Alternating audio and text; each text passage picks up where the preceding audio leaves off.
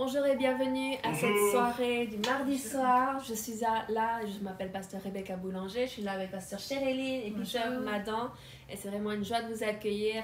Certains, vous êtes avec nous depuis le début du confinement et d'autres, vous nous avez rejoints au fur et à mesure. Mais nous prenons le temps le mardi soir de prier, d'avoir un court enseignement, d'avoir un chant de louange, de prendre la Sainte Seine. Donc c'est assez complet ce qu'on fait tous ensemble.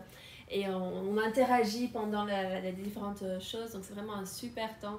Et je veux saluer Marisa Oriché et Austin qui sont là pour nous aider avec la technique. Mais c'est bien si vous les entendez un petit peu aussi. Mais voilà, aussi, donc on a des bonnes nouvelles. Donc je pense que maintenant tout le monde est au courant en fait que Pasteur Philippe a eu un accident de vélo le 6 juin. Il a été transféré aux urgences et puis après il a dû se faire opérer d'urgence au niveau de la tête. Donc il a eu un hématome à la tête, il a eu une opération assez sérieuse de la tête, il a la clavicule cassée et plusieurs côtes. Et donc la dernière fois que je vous ai vu, donc pour le dimanche, je vous ai annoncé qu'il a été transféré des soins intensifs en neurochirurgie. Et en fait, j'ai été contactée hier matin, parce que je pensais qu'il allait encore passer une semaine ou deux, voire à l'hôpital. Et ils m'ont dit qu'il pouvait sortir tellement il avait fait de progrès. Donc gloire à Dieu et merci pour vos prières.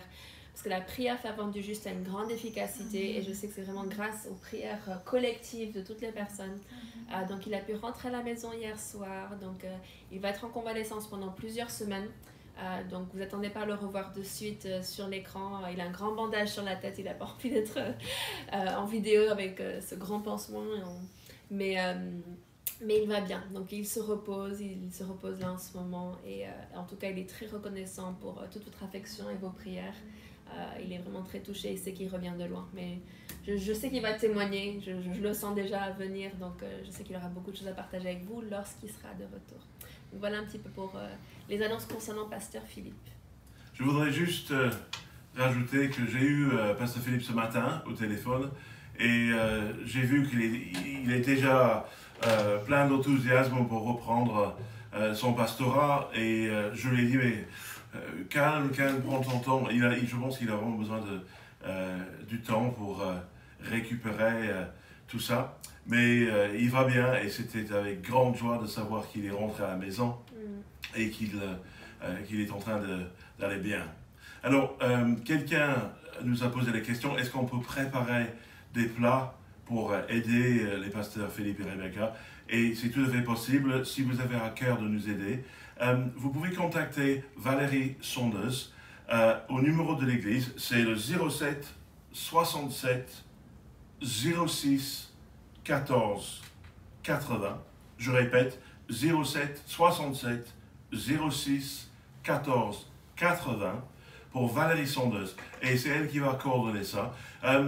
Plutôt le mardi et le samedi. Et il s'agit de préparer un plat. Quelque chose de simple qu'on peut réchauffer. Mais vous savez, Pasteur Rebecca, bien entendu, elle a besoin de prendre soin de son mari. Et elle a aussi deux adorables petites filles. Et elles aussi, elles prennent beaucoup de temps. Donc, si vous pouvez les aider, ce serait très volontiers. Et ce sera vraiment un geste de votre amour en Christ pour cette famille pastorale.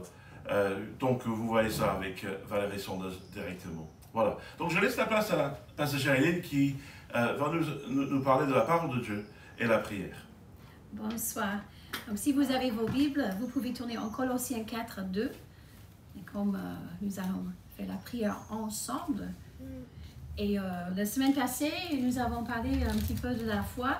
Et nous avons vraiment en cœur de continuer dans cette même ligne avec la parole de Dieu. En Colossiens 4, verset 2, nous dit que persévérer dans la prière, veillez-y avec action de grâce. Et vraiment, le seul moyen de persévérer dans la prière et de rendre action de grâce, c'est par la foi.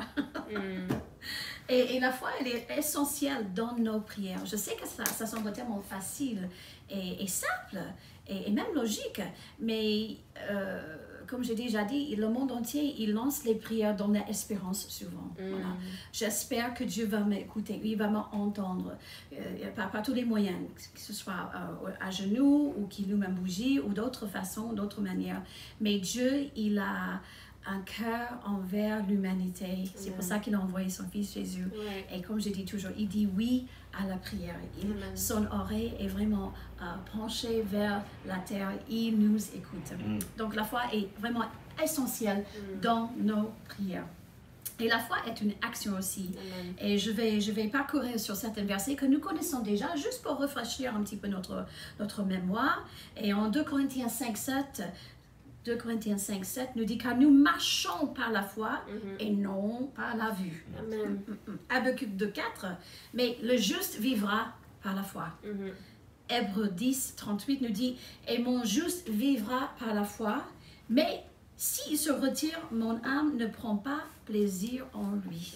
Donc nous avons 3 confirmations à 3 reprises dans la parole de Dieu, comme quoi que la foi, c'est pas une option, mais c'est vraiment essentiel, c'est un style de vie et Dieu nous a créés justement pour vivre et de marcher dans la foi. Et là, on voit ça. Nous marchons par la foi, nous vivrons par la foi. Alléluia. C'est tellement important à Dieu et il nous a créés justement pour vivre par la foi. Et il nous a créés d'une telle façon qu'il nous a donné aussi une mesure de la foi que nous avons vu la semaine passée selon Romains 12, verset 3. Donc, il nous a déposé une mesure de foi en nous parce que c'est sa volonté et c'est sa grand plaisir aussi. Donc, de vivre par la foi. Et dans Hébreux 11, verset 1, le grand chapitre de la foi, j'ai la Bible de Semeur qui nous dit « La foi est une façon de posséder ce qu'on espère. C'est un moyen d'être sûr des réalités qu'on ne voit pas. Donc, c'est une façon de posséder ce qu'on espère et c'est un moyen d'être sûr des réalités qu'on ne voit pas. Et c'est bon de savoir que les promesses de Dieu sont une réalité dans nos vies. Amen. Et c'est pour ça que Dieu veut tellement que nous marchons et que nous vivrons par la foi. C'est parce que c'est la vérité et c'est vrai. Et donc, je vais demander maintenant à Pasteur Rebecca à lire Hébreux 11, verset 6. On va continuer. Donc Hébreux 11:6 qui dit « Or sans la foi, il est impossible de lui être agréable, car il faut que celui qui s'approche de Dieu croit que Dieu existe et qu'il est le rémunérateur de ceux qui le cherchent. Amen. Donc nous voyons que cette mesure de foi est déposée en nous et qu'après, c'est agréable à Dieu. C'est-à-dire que ça lui convient. C'est important à lui. Et que nous savons qu'il existe, mais pas uniquement qu'il existe, parce que beaucoup de gens ils pensent qu'il existe, mais aussi, moi je dis ça de ma façon, de façon qu'il voit, et qu'il est le rémunérateur à ceux qui le cherchent. Autrement dit, il est celui qui répond oui à la prière. Alléluia. Et puis en 1 Timothée 6, verset 12, Pasteur Peter, tu veux le lire, s'il te plaît? Alors l'apôtre Paul, il dit, combat le bon combat de la foi, saisis la vie éternelle à laquelle tu as été appelé et pour laquelle tu as fait une belle confession en présence d'un grand nombre de témoins. Amen. Donc, nous voyons ici que la foi est le style de vie. Dieu nous a donné une mesure de la foi. C'est agréable, ça leur convient. Et en plus, il nous demande de combattre le bon combat de la foi. Pas le bon combat de la prière, pas le bon combat de l'amour, mais de la foi. Pourquoi? Parce que l'ennemi, il veut voler notre foi. Je pense à cet chapitre Marc 4 où Jésus il parle de le semeur qui sème les graines et qu'il y a les différentes semences qui sont sur la terre rocailleuse, etc. Et après il explique que l'ennemi ou quand la graine est semée dans la terre, certaines c'est par la richesse que la graine ne germe pas. Et puis d'autres, c'est par...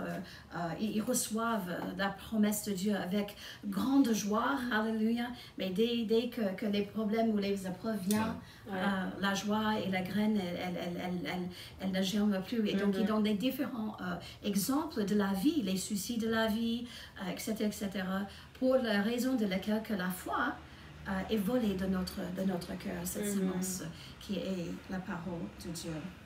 Donc, on va vous regarder maintenant en Luc 18 et verset 8. Luc 18, verset 8.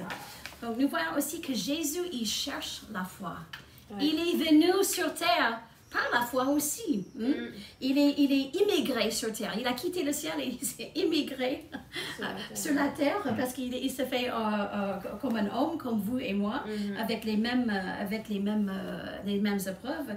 Donc, il est venu, il cherche la foi.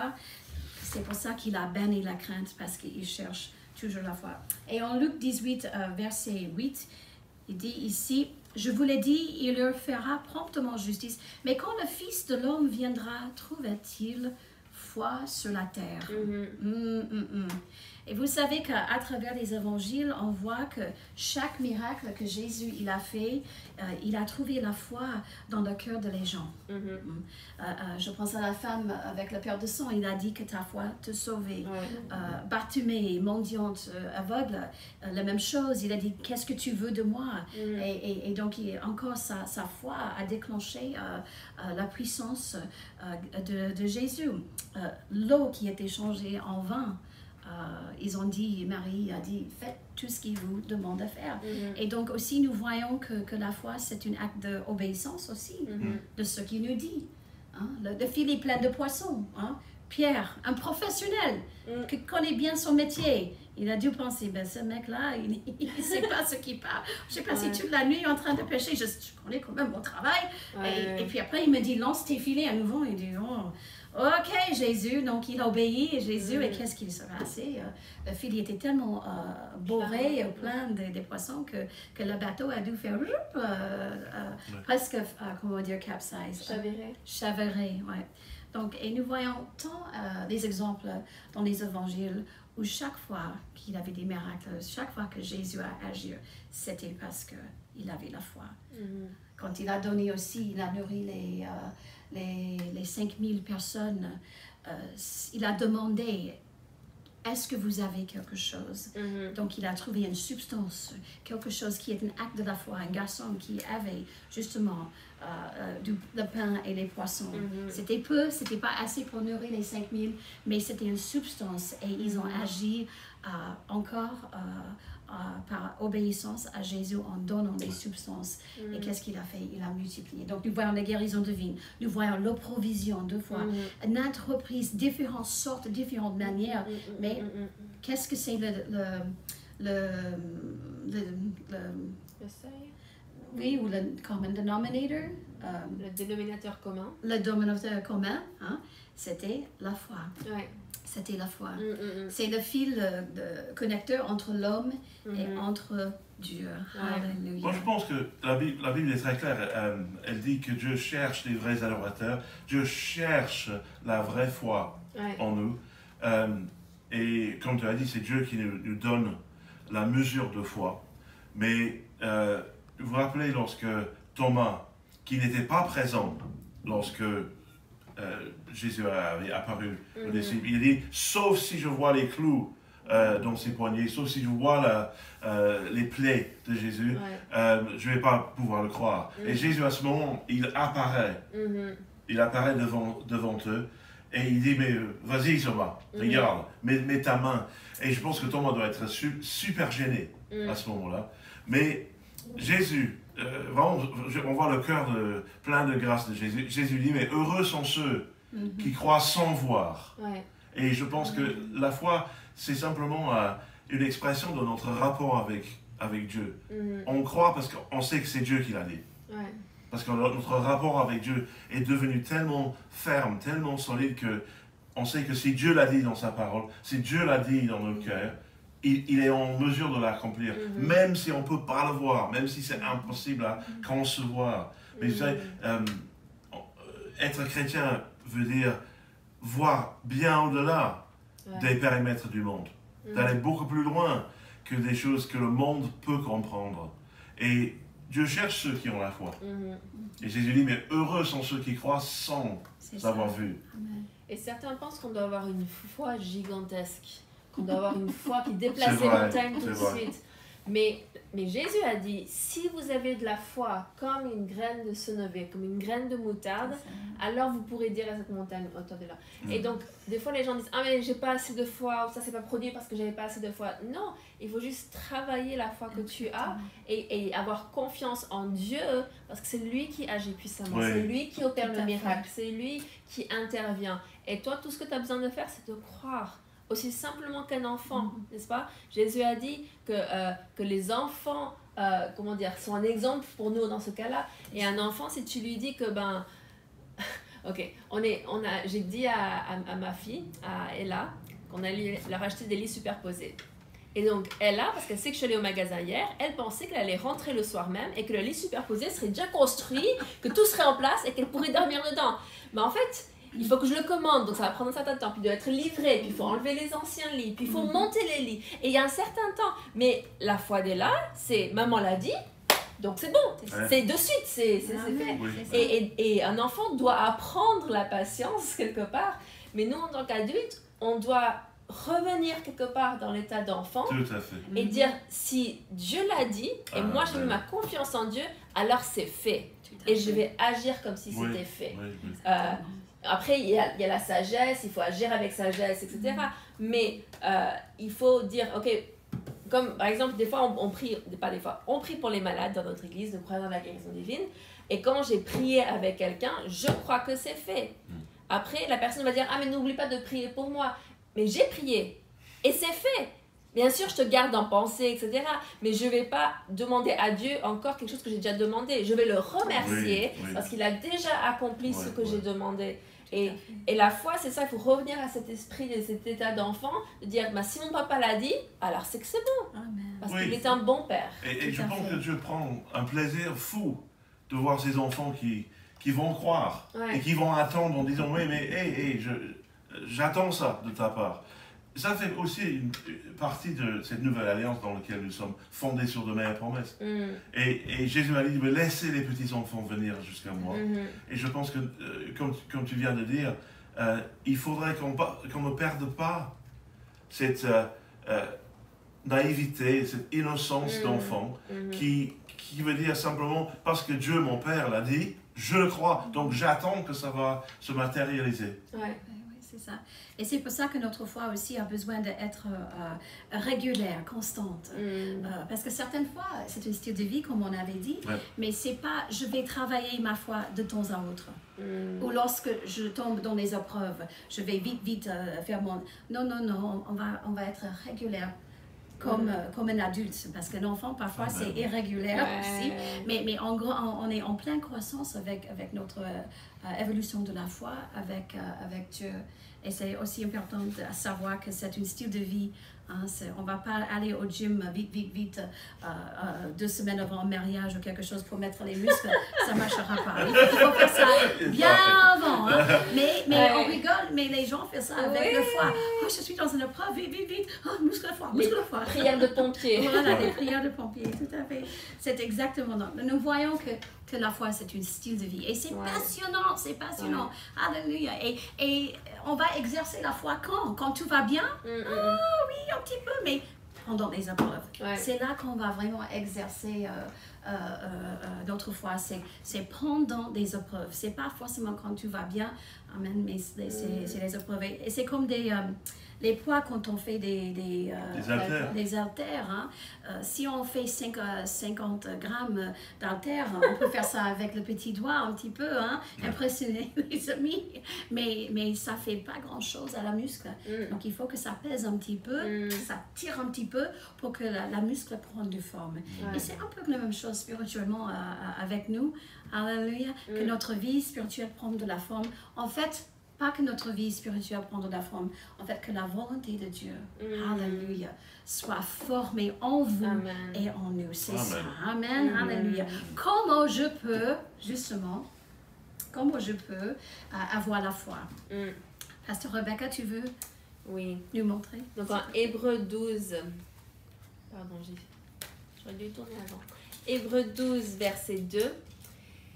Qui dit « Ayant les regards sur Jésus, le chef et le consommateur de la foi, qui en vue de la joie qui lui était réservée, a souffert la croix, méprisé l'ignominie et s'est assis à la droite du trône de Dieu.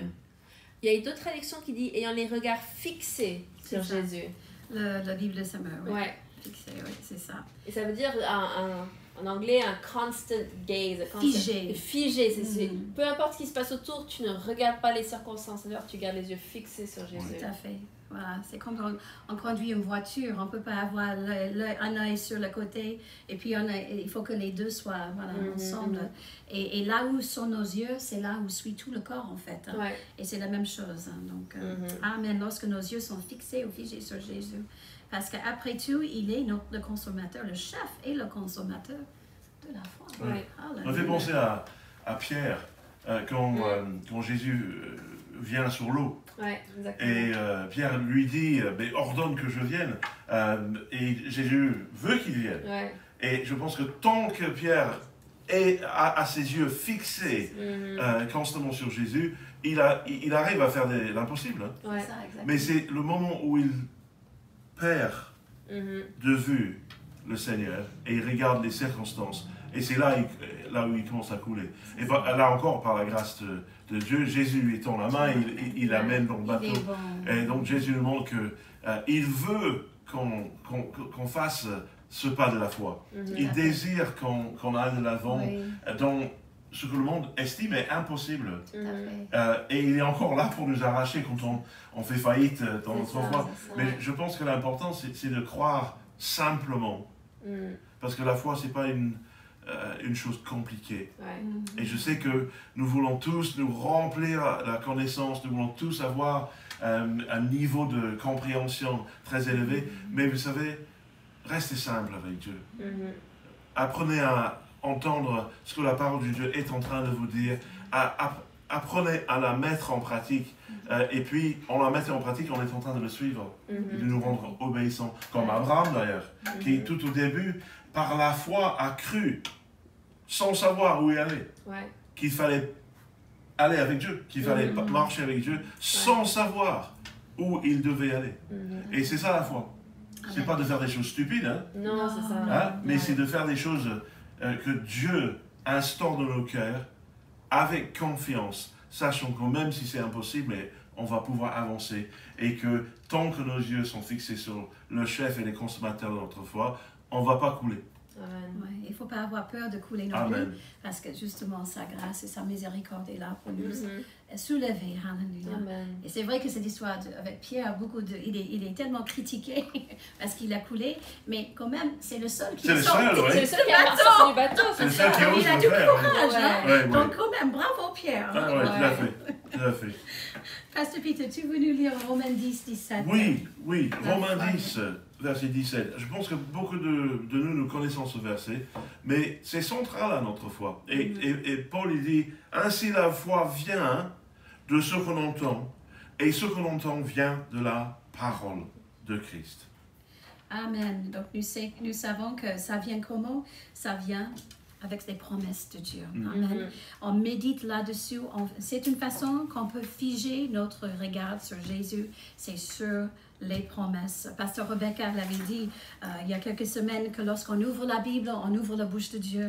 Mais je pense aussi que j'entends beaucoup de gens qui prient, « Oh Seigneur, je veux te voir face à face. » Et moi, je me suis dit, lorsqu'on ouvre la parole de Dieu, on voit Dieu face à face. On voit ses promesses. Alléluia. Donc, vraiment, c'est comme ça qu'on fixe nos yeux sur Jésus. C'est avec les promesses. C'est comme ça qu'on muscle, alléluia, notre foi. C'est avec la parole de Dieu. On cite la parole de Dieu. Vous passez par une épreuve en ce moment. Peut-être il y a un seul verset qui vous parle. Mettez cela sur votre smartphone quand vous êtes en public, lorsque vous êtes à la caisse, au supermarché, ou lorsque vous êtes au travail, vous avez une pause de café. Prends votre téléphone, regarde, médite là sur cette promesse de Dieu. Ça va vous renforcer, ça va vous revitaliser. Alléluia. Et vous êtes en train de vous muscler avec la foi de Dieu. Amen. Alléluia.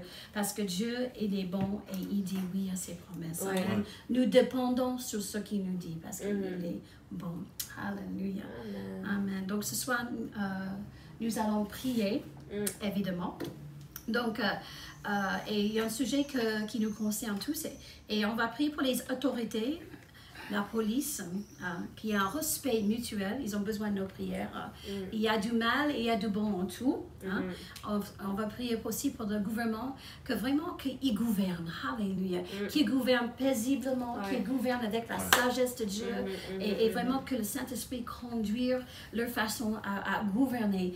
Amen, alléluia, et pour avoir la calme dans la ville, dans notre capitale, bien entendu, et aussi dans notre ville. Et donc, on va prier pour ça. On va prier aussi spontanément, mais tous les sujets de protection et aussi une visitation sur notre ville, une visitation du Saint-Esprit, le réveil, alléluia, sur notre ville. Après, on va prier pour les familles, pour certaines familles, et puis les écoles qui commencent en 22 juin. Et on va faire ça au fur et à mesure. Alléluia. Mais déjà, si vous voulez regarder en Tite 3, versets 1 et 2, et Pasteur Rebecca, est-ce que tu veux nous lire, s'il te plaît, ce verset? Merci. Il dit, rappelle-leur d'être soumis aux magistrats et aux autorités, d'obéir, d'être prêt à toute bonne œuvre, de ne médire de personne, d'être pacifique, modéré, plein de douceur envers tous les hommes. C'est ça? C'est tout? Oui, c'est ça, rappelez-le. Ouais, tout à fait. Ouais. Et cette semaine, il y a eu un membre de l'église qui nous a contactés tard un soir parce qu'il y a eu des coups de feu dans son quartier, plus d'une 50aine de coups de feu. Et j'ai parlé avec lui le lendemain par un message. Et en fait, il m'a dit qu'il a pu parler avec le maire de la ville, avec M. Estrosi, pendant plus d'une demi-heure. Donc, je me dis, mais c'est super parce que c'est un homme qui a de l'influence dans son quartier. Et il s'est converti l'année passée, il a donné sa vie au Seigneur, il a été baptisé du Saint-Esprit, baptisé d'eau. Et maintenant, il peut être une voix pour apporter du changement positif. Oui. Et c'est ça qui est important avec les autorités, c'est qu'on peut croire qu'ils entendent et qu'ils écoutent les bonnes personnes. Des personnes qui vont apporter des idées et des solutions. Et la même chose pour la police. Comme dans tout milieu, il y a des personnes qui sont bonnes et des personnes qui sont méchantes. Mais nous devons croire que les personnes bonnes vont influencer les personnes méchantes et pas l'inverse. Et vraiment croire que ça aille dans la bonne direction. Et moi, je remercie le Seigneur pour que ce jeune homme ait pu parler avec le maire de notre ville. Et je crois que ça va avoir un impact. Tout à fait, sûrement. Amen pour ça. Et il faut que les choses changent. Hein. Oui. On ne va pas juste s'asseoir en disant c'est mauvais ce qui se passe, c'est terrible, vous savez, ça continue. Non, je pense que nous devons apporter un changement. Amen. Et on va apporter le changement, je pense, en parlant aux bonnes personnes, mais surtout dans la prière. C'est en pliant le genou, c'est en demandant des choses à Dieu. Et le Seigneur a dit, mais si vous me cherchez de tout votre cœur, vous me trouverez. Amen. Jésus a dit demander, frapper, chercher. Et on va vous donner, on va vous ouvrir, on va vous écouter. Et la Bible dit que si nous prions avec instance, avec assurance, nous avons cette assurance que Dieu nous écoute. Et nous savons que si Dieu nous écoute, c'est-à-dire en genre, si Dieu nous écoute ce que nous demandons, nous possédons la chose que nous lui avons demandée.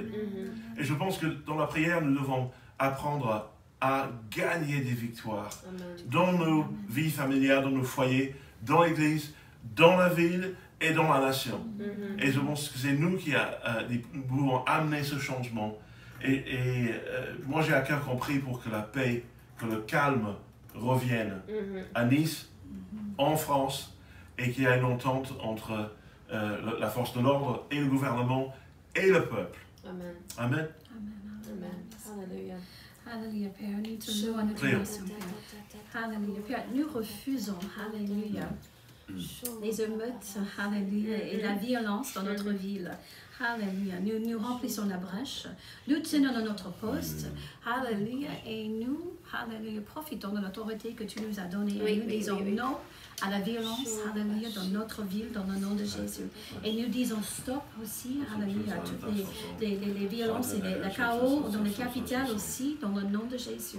Merci Père, alléluia, Saint-Esprit, alléluia. Nous prions pour le Saint-Esprit de visiter les cœurs d'une façon extraordinaire. Merci pour les chrétiens comme notre frère, qui sont là dans les positionnements clés, Seigneur, pour annoncer la bonne nouvelle et amener la paix et la calme et l'amour de Dieu dans le nom de Jésus. Parce que nous savons que l'amour de Dieu, alléluia, ne choue jamais. Elle est plus puissante que la crainte. Elle est plus puissante que la haine dans le nom de Jésus, Père. Nous prions la paix et la calme dans la situation, dans le nom de Jésus, Père. Alléluia. Merci, Père. Alléluia. Que toutes les cultures, alléluia, alléluia, alléluia, tiennent les mains, Seigneur. Alléluia. Sois côte à côte dans le nom de Jésus. Jésus, alléluia. Dieu, tu as envoyé ton Fils, alléluia, dans le monde entier, pour le monde, alléluia. Pas pour une nation spécifique, mais toutes les nations, alléluia. Oh, merci Père pour toutes les nations et toutes les cultures, alléluia, qui se unissent dans l'amour de Dieu, dans le nom de Jésus. Et que les églises prennent leur place en ce moment, Seigneur. Que l'église, elle se lève, Seigneur, qu'elle se lève et qu'elle donne la voix, alléluia. La voix de Dieu dans cette situation, dans le nom de Jésus. Merci Père. Alléluia. Merci Père pour le changement, que tu fais venir sur notre ville, sur notre pays, pour le changement. Seigneur, qu'il y a une entente entre le gouvernement et la force de l'ordre et le peuple, et qu'on puisse vivre dans la paix. Seigneur, nous ne voulons pas permettre à ces circonstances, à cette situation, de finir mal, mais au contraire, Père, que nous puissions voir ta main, ta grâce, ta faveur. Merci, Père, de calmer les cœurs de ceux qui sont dans la confusion, de ceux qui sont fâchés. Merci, Père, d'amener le calme dans la ville. Au nom de Jésus, merci pour la grâce de Dieu, pour la miséricorde du Seigneur. Oh, merci. Merci de déverser ta puissance dans ces situations. Merci, Père, pour le bon conseil, pour ceux qui nous gouvernent, à titre local, à titre général en France. Seigneur, nous te remercions de déverser ta grâce au nom de Jésus et de faire en sorte que cette situation qui est mal partie puisse être virée dans la bonne direction. Nous te remercions, Père, au nom de Jésus, pour la grâce de Dieu, pour la puissance du Saint-Esprit. Merci, Père. Merci que ta volonté sera accomplie ici à Nice, à Paris et dans la nation tout entière. Merci, Père. Au nom de Jésus, nous prions. Amen. Et Père, je te remercie pour chaque quartier de notre ville de Nice. Nous avons des amis, nous avons de la famille, nous avons des membres de l'Église dans chaque quartier de la ville. Et Père, je prie qu'il soit vraiment une étincelle dans leur quartier, qu'il soit une lumière dans leur quartier. Oh Père, je te remercie parce que tu agis puissamment. Et Père, nous prions et nous prenons autorité dans le nom de Jésus. Et nous ne permettons plus à des quartiers d'être dits sensibles ou dangereux, mais je prie vraiment pour le calme de revenir dans la ville de Nice. Je prie pour tous les réseaux qui ont besoin d'être démantelés, qu'ils soient démantelés, Père, et que vraiment la paix de Dieu règne dans notre ville. Père, je te remercie que tu donnes la sagesse à nos autorités, la sagesse aux forces de l'ordre, la sagesse aux gens influents dans leur quartier, pour qu'ils sachent comment collaborer, comment communiquer, comment échanger. Et Père, je te remercie pour vraiment des jeunes qui trouvent des solutions pour leur vie, qui ne sont pas en train de s'ennuyer et créer des problèmes, mais qu'ils aient des solutions et des opportunités. Père, que chaque jeune personne dans ces quartiers dits sensibles ait des opportunités de travail, de carrière, et qu'ils aillent au-delà de ce à quoi on s'attend, mais qu'ils dépassent leur espérance et qu'ils aillent plus loin. Parce que Père, c'est ta volonté que chaque personne puisse atteindre son plein potentiel dans la vie. Et Père, nous prenons vraiment position dans notre ville et nous disons que ça suffit et que ces coups de feu s'arrêtent et que ces coups de couteau s'arrêtent et qu'il y ait vraiment le calme et la tranquillité. Parce que la Bible dit de prier pour le calme dans notre vie parce que notre bonheur en dépend. Et Père, je te remercie parce que notre bonheur dépend aussi de la qualité de vie qu'il y a dans notre ville. Et donc Père, nous prenons autorité dans notre ville et nous prions pour la liberté de proclamer la bonne nouvelle, la liberté d'imposer les mains aux malades et de les voir guérir, la liberté d'avoir des célébrations. Merci Père pour notre ville et la liberté que nous avons. Et Père, nous prions qu'elle perdure. Amen. Merci Père. Amen. Alléluia. Alléluia. Merci, Père. Merci parce qu'une cité prospère quand les justes attirent les bénédictions sur elle. Et c'est ce qu'on fait. On proclame les bénédictions sur notre ville, sur les quartiers, dans le nom de Jésus. Alléluia. Mais les paroles de méchants ouvrent à sa ruine et ils n'ont aucun, alléluia, pouvoir. Alléluia. Sur nous, dans le nom de Jésus, nous avons dit stop. Alléluia. Merci, Père, que l'Église et tous les chrétiens dans cette ville, Seigneur, et même au capital, Seigneur, qui font partie de la solution et non le problème. Alléluia. Merci, Père, que nous sommes un pont. Alléluia. Merci, Père. Alléluia. Un pont. Alléluia. Pour amener la paix. Alléluia. Pour que notre pays, alléluia, va jusqu'au bout de ce que tu as prévu pour la France dans le nom de Jésus. Que chaque ville, alléluia, dans ce pays va jusqu'au bout des plans que tu as prédestinés pour chaque ville dans le nom de Jésus. Merci, Père. Alléluia. Et Père, merci pour notre gouvernement. Alléluia. Que tu fortifies le cœur. Alléluia, en ce moment, Seigneur. Parce qu'il reçoit tellement de critiques. Alléluia. Mais Père, nous prions dans le nom de Jésus qui vont écouter aux voix, qui peut les encourager, qui peut les fortifier, qui peut les édifier dans le nom de Jésus. Merci, Père. Merci parce que tu envoies les personnes, Seigneur, à leur côté. Alléluia. Qui ont des paroles de l'espoir. Alléluia. Et qui voient, alléluia, une bonne direction. Alléluia. Dans le nom de Jésus. Et merci, Père, parce que leurs oreilles sont ouvertes pour écouter, Seigneur, à la sagesse. Alléluia, dans le nom de Jésus. Merci, Père. Que tu les protèges, eux et toute leur famille. Alléluia. Tout danger aussi et toute sorte de corruption. Alléluia. Et menace dans le nom de Jésus. Merci, Père. Alléluia. Et Père, nous te remercions également de briser toute la frustration que les uns et les autres peuvent ressentir suite au chômage, suite aux difficultés économiques avec cette situation sanitaire. Seigneur, nous demandons humblement que tu puisses faire repartir la France économiquement pour que les foyers aient assez pour payer leurs factures, pour bien manger, pour pouvoir s'offrir une bonne et belle vie. Mais Seigneur, nous te remercions d'avoir miséricorde sur cette nation que nous aimons tant. Merci, Père, de briser toute frustration et d'ouvrir les portes pour les familles, pour qu'ils puissent travailler, pour qu'ils puissent gagner de l'argent à nouveau, pour qu'ils puissent repartir dans la bonne direction avec ta bénédiction, avec la provision divine. Seigneur, merci que tu as miséricorde pour notre pays. Amen. Et merci, Père, pour la sagesse que tu donnes aux autorités sanitaires, Seigneur. Alléluia. Amen. Que vraiment que tu les conduis, alléluia, à chaque pas, alléluia, dans le nom de Jésus. Merci, Amen. Père. Amen. Alléluia, merci, Père. Oh, Père, merci. Amen. Merci, Père, parce que notre pays est sauvé. Alléluia. Alléluia. Nous allons prier pour les familles. Alléluia. Car Dieu a créé la famille. Et je pense qu'il y a quelque chose que Pasteur Philippe, il a enseigné il y a quelque temps sur la famille. Et ces paroles, ils sont revenues à moi. Il a dit que la femme, elle porte le bébé dans la famille et l'homme, il porte la famille.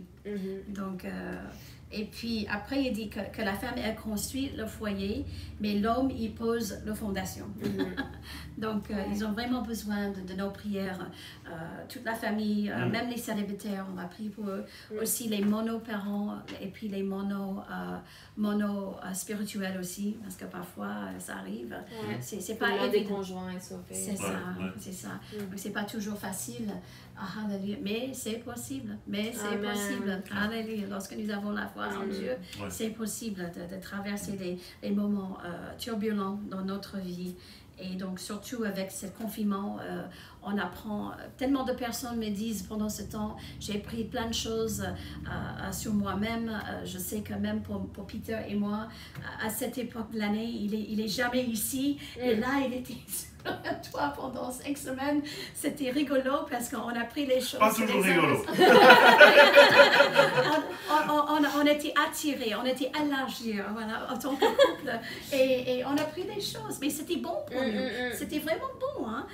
Parce que souvent, quand il y a des difficultés, on veut s'échapper. Mais non, mais si on s'échappe, on ne va pas vraiment évoluer, grandir. Et donc, et d'un côté, j'étais contente de l'avoir à mes côtés pendant ce temps aussi, parce que... D'un côté seulement. D'un côté. Enfin, c'est ce que tu veux dire. Mais c'était aussi un plaisir de l'avoir calmement pendant ce moment aussi, parce que le travail était ralentir, mais c'était bon d'avoir du temps de parler et tout ça. Et je sais que plein de personnes, ils ont dit, j'ai appris beaucoup de choses sur moi-même, sur les autres membres de la famille, et c'était pas si mal que ça, alléluia. Oui, mais je ne le referai pas, moi. C'est vrai. Je pense que... Ça a été intense pour beaucoup et certains l'ont mieux vécu que d'autres. Oui. Et donc justement, c'est pour ça qu'on a vraiment à cœur de prier pour les familles parce que Ouais. là, c'est le déconfinement, donc c'est un relâchement. On était sous tension, donc on était un peu en mode de survie. Oui. Et maintenant, il y a tout le monde qui se relâche et pour certains, il y a une fatigue, il y a et puis les enfants, certains ont repris l'école, certains n'ont pas repris l'école, donc ça a encore créé des tensions. Puis on va aussi prier pour les écoles qui reprennent le 22. Mais je pense que c'est vraiment important de continuer de prier pour les familles parce que ça n'a pas été évident pour tous. On pense aussi à des femmes, enfin je ne suis pas consciente de quelqu'un dans notre église, mais il y a des femmes qui ont vécu un confinement très compliqué parce que leur mari est abusif. Et donc ils ont dit que les taux de personnes qui ont été abusées ont décuplé. Et donc prions pour les familles parce que comme tu as dit, peut-être qu'ils sont monoparentales, peut-être qu'ils sont monospirituels, mais c'est pas obligé de rester comme ça. Et Dieu a à cœur de pouvoir transformer les situations. Oui, les familles. Amen. Il a créé, c'est son idée. Amen. C'est son plan. Amen.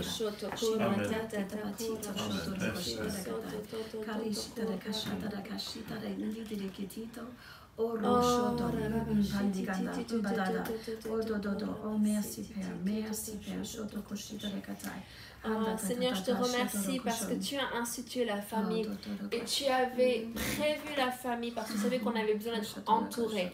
Et donc Père, je veux prier d'abord tout particulièrement pour les personnes qui sont célibataires et qui ont vécu le confinement tout seuls. Père, je prie et je crois que tu as été présent avec eux, que tu t'es manifesté plus que jamais auparavant envers eux et que tu veux continuer de te manifester ta présence avec eux.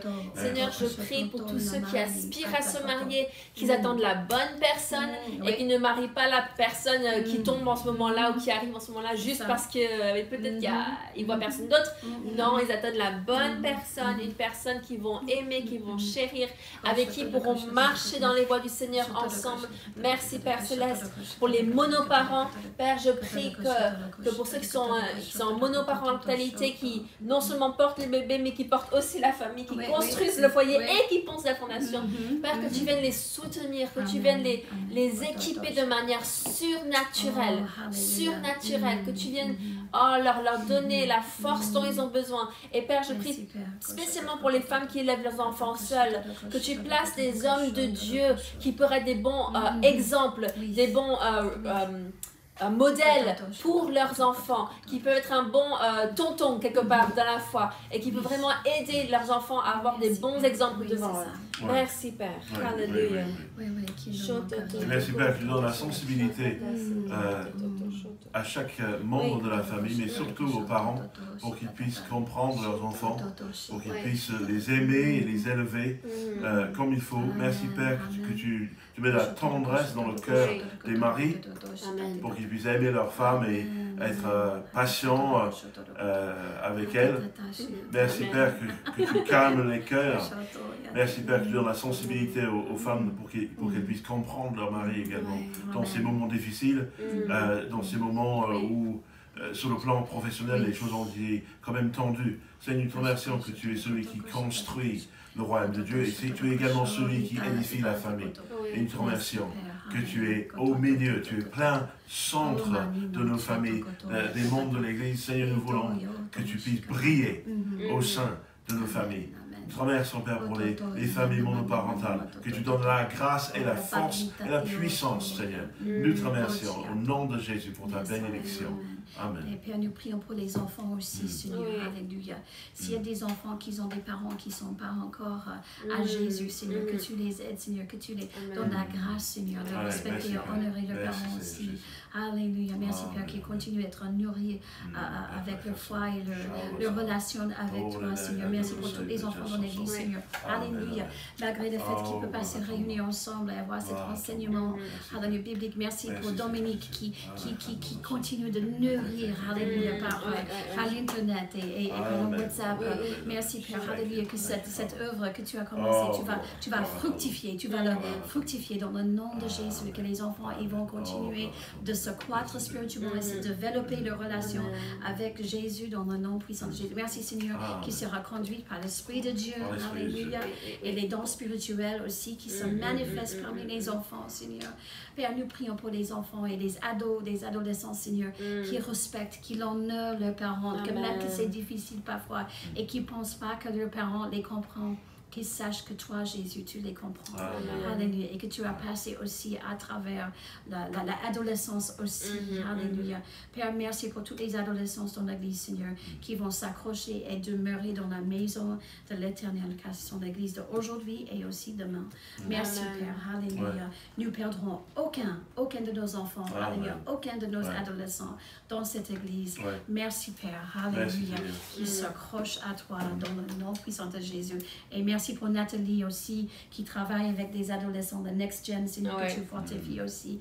Nathalie et toute son équipe, Seigneur, avec sagesse et plein d'idées, Seigneur, comment vraiment garder cette passion avec le Seigneur à travers, alléluia, l'Internet ou en ligne, Seigneur, puisque nous ne pouvons pas se rassembler. Merci, Père, pour ce que tu fais. Ouais, Père, nous prions pour cette rentrée des classes, pour ceux qui ne sont pas encore rentrés le 22 juin. Père, je te remercie parce que tu accompagnes chaque famille. Père, je prie pour la paix de Dieu et qu'ils mettent leur confiance en toi, Seigneur, qu'ils ne soient pas inquiets, qu'ils ne regardent pas à droite ou à gauche, mais qu'ils aient le regard fixé sur Jésus, l'auteur et le consommateur de leur foi. Et Père, je te remercie pour que ce soit vraiment 2 bonnes semaines de cours, pour vraiment conclure l'année pour tous les étudiants, pour tous les enfants. Et Père, qu'ils puissent vraiment ensuite bien entamer leurs vacances d'été et puissent vraiment se passer dans les meilleures conditions. Et merci, Père, que tu accompagnes chaque parent et chaque enfant pendant ce temps de transition.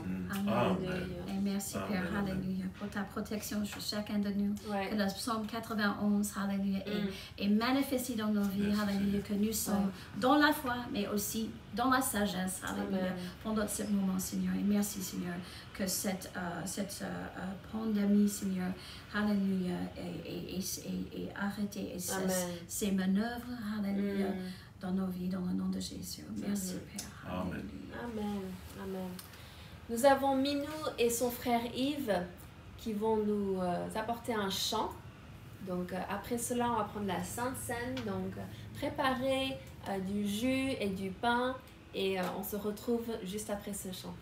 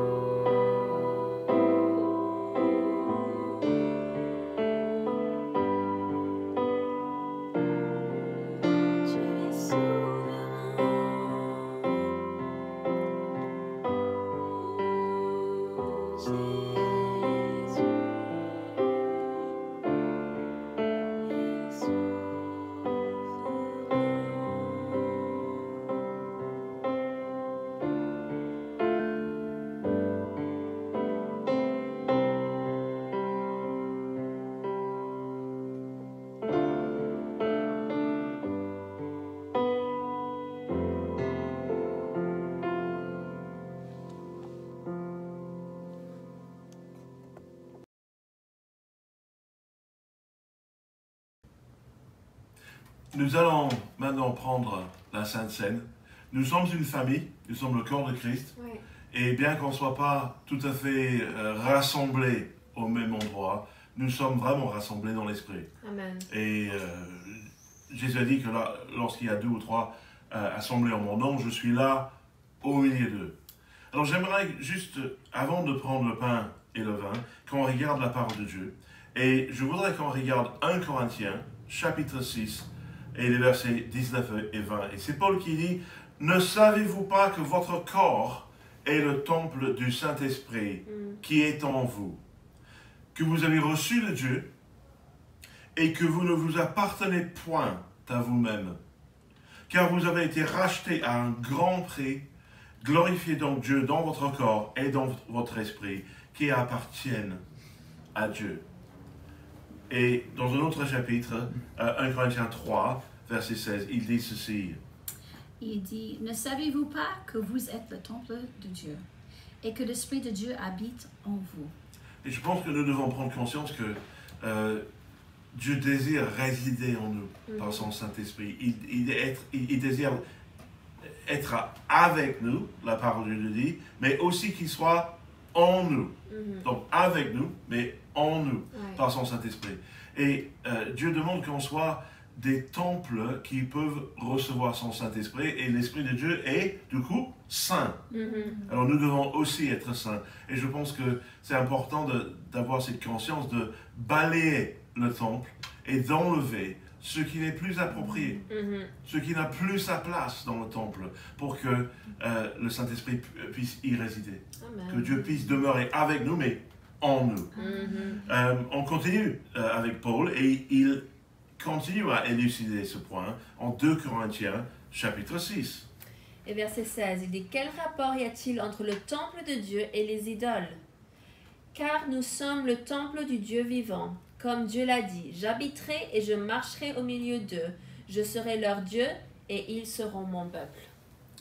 Et Dieu vraiment désire avoir cette communion avec nous. Et on appelle ce repas d'ailleurs la communion, la Sainte Seine ou la communion. Et c'est un moyen extraordinaire pour rentrer devant le trône de grâce, de faire abstraction, de balayer tout le reste, de nettoyer le temple et de nous mettre devant le trône de grâce pour être secourus et recevoir la miséricorde de Dieu. Vous savez, Paul, il pose cette question plusieurs fois dans ce chapitre que je vous ai lu, 1 Corinthiens, chapitre 6. Il dit, ne savez-vous pas que, ne savez-vous pas. Et j'aimerais vous inviter à le lire peut-être à la fin de cette émission, de cette célébration, que vous regardiez 1 Corinthiens 6. Et Paul, il veut nous rappeler des choses. Ne savez-vous pas que... Mais l'important, c'est que nous puissions être conscients d'être habités par le Saint-Esprit, d'habiter par Dieu. Il n'est pas seulement avec nous, mais il est en nous. Amen. Et j'aimerais vous encourager également de faire le nécessaire pour que ton temple soit propre et balayé et prêt pour accueillir le roi des rois, prêt pour accueillir le Saint-Esprit, prêt pour recevoir vraiment l'onction de Dieu. Et que le Seigneur puisse vous bénir, vous, vos familles, votre mari, votre femme, vos enfants, et que votre foyer soit vraiment quelque chose qui rend gloire au Seigneur. Que vous puissiez briller comme des étincelles. Amen. Que le Seigneur vous bénisse. Je vous demanderai, Rebecca, de rendre grâce pour le pain et Cheryline pour la coupe. Je vais vous le passer comme ça, symboliquement. Si vous avez du pain chez vous, vous pouvez le prendre. Ici, nous allons nous servir. Aussi, les techniciens que vous ne voyez pas sont en train de se servir pendant ce moment. Nous allons prendre du pain et ensuite la coupe. Donc, Rebecca, si tu veux juste rendre grâce pour le corps de Christ et Cheryline pour la coupe. Et puis, on va manger ensemble et boire. Amen. Seigneur, te remercions pour ce pain. Tu as dit, donne-nous aujourd'hui notre pain de ce jour. Donne-nous la provision dont nous avons besoin aujourd'hui. Et Père, tu as pourvu au travers du sacrifice de Jésus la guérison divine dont nous avons besoin aujourd'hui. Et donc Père, je te remercie parce que Jésus a été meurtri, parce qu'il a porté toutes les maladies en son corps sur la croix, nous n'avons pas à les porter. Et donc Père, je te remercie parce que nous recevons notre guérison divine dans le nom tout-puissant de Jésus. Amen. Amen. Et Alléluia, Jésus, nous te remercions pour ton sang qui a coulé à la croix. Alléluia. Que par ton sang, Alléluia, nous sommes purifiés de tout péché et que le péché n'a aucun pouvoir sur nous. Tu as brisé son pouvoir, Alléluia, sur nous. Le péché et la mort et aussi le manque ou la pauvreté. Nous te remercions pour ce que tu as fait. Alléluia, la rédemption, Alléluia, que tu nous as donné. Nous sommes reconnaissants. Amen. Amen. Gloire à Dieu. Donc là où vous êtes, je vous souhaite un très très bon appétit spirituel et qu'on puisse communier ensemble avec le Seigneur. Amen. Amen. Amen.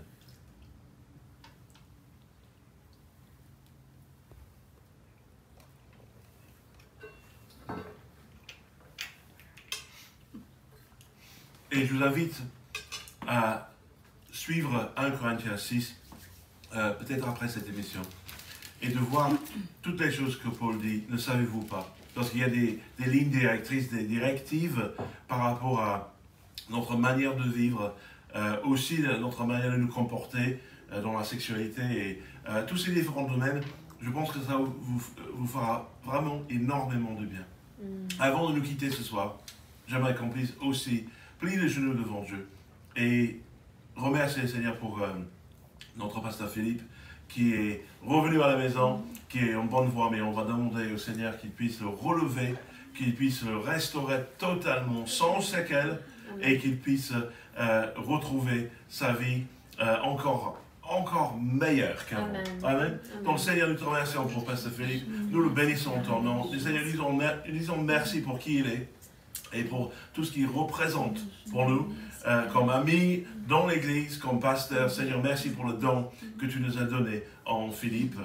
Et nous le bénissons en ton nom. Et Seigneur, nous demandons humblement et avec foi de toucher son corps et de le ramener à un état parfait, qu'il soit vraiment en forme. Merci Père de le restaurer du fond en comble et qu'il soit de nouveau à 100% de toutes ses facultés. Merci Père que tu es avec lui, que tu vas lui parler pendant ce temps de convalescence. Merci Père de le bénir par ta puissance et par ta grâce. Et c'est au nom de Jésus que nous prions. Amen. Amen. Amen. Merci beaucoup. Merci pour ce temps. Merci de vous être connectés avec nous. C'est vraiment une joie de savoir que vous êtes là, présents avec nous et qu'on puisse prier ensemble et se tenir ensemble pour ces sujets si importants. Donc cette semaine, c'est la semaine communauté de disciples. Donc connectez-vous avec votre communauté de disciples. Si vous dites, mais je n'ai pas de communauté de disciples, envoyez-nous un email, contact@égliseétincelle.com. Et je sais qu'il y a d'autres personnes qui ne vivent pas à Nice, qui ont commencé des communautés de disciples dans leur église et dans leur... ma belle-maman a commencé une avec quelqu'un de son église en Suisse. Enfin, il y a différentes personnes qui le font. Donc, c'est vraiment quelque chose qui est disponible à tous. C'est pas très compliqué, mais c'est vraiment bon d'avoir des gens avec qui on est redevable, des gens avec qui on partage la bonne nouvelle, qu'on échange et tout ça. Donc, c'est vraiment super. Donc, rejoignez le vôtre. Oh, sinon, l'autre rendez-vous de cette semaine, c'est dimanche matin à 10h. Nous avons notre célébration en ligne encore cette semaine. Et nous projetons de réouvrir le mardi 30. Donc normalement ça va être sur inscription parce qu'on doit limiter le nombre de personnes. Et premier week-end de juillet, on pense réouvrir le dimanche matin. Mais quand on en saura plus, là aujourd'hui on va baliser un petit peu l'église et tout préparer pour cela. Et on vous fera une vidéo pour vous expliquer comment ça va se passer. Mais vous pouvez vous accorder avec nous pour que ça coule de source et que voilà, qu'on puisse vraiment accueillir autant de personnes que possible dans les meilleures conditions. Ah, tout à fait. Voilà. Amen. Amen. Donc nous vous souhaitons une excellente soirée, soyez bénis et à la prochaine. Donc à dimanche. Bonsoir. Bonsoir.